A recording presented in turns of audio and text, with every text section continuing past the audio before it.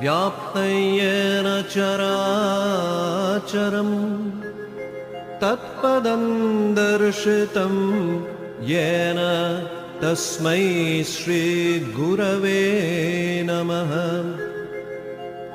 अज्ञानतिमिरान्धस्य ज्ञानाञ्जनशलाकया चक्षुरुन्मीलितं येन तस्मै श्रीगुरवे नमः। चिद्रूपेण परिव्याप्तं त्रैलोक्यं सचराचरम् तत्पदं दर्शितं येन तस्मै श्रीगुरवे नमः।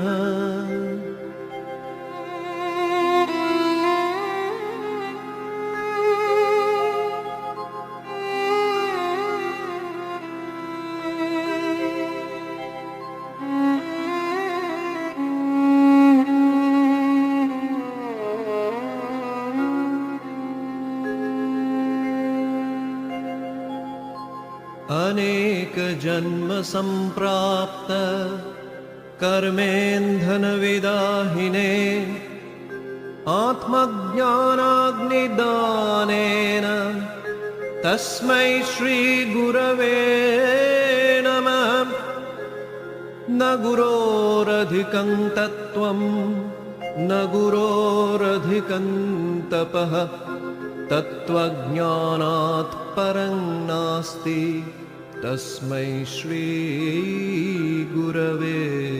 नमः। गुरुरादिरनादिश्च गुरुः परमदैवतं गुरोः परतरं नास्ति तस्मै श्रीगुरवे नमः। ब्रह्मानन्दं परमसुखदं केवलं ज्ञानमूर्तिं द्वन्द्वातीतं गगनसदृशं तत्त्वमस्यादिलक्ष्यम् एकन्नित्यं विमलमचलं सर्वधी साक्षीभूतं भावातीतं त्रिगुणरहितं सद्गुरुं तन्नमामि।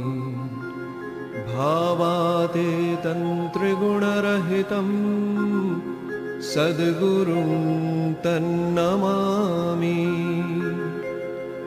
भावातीतं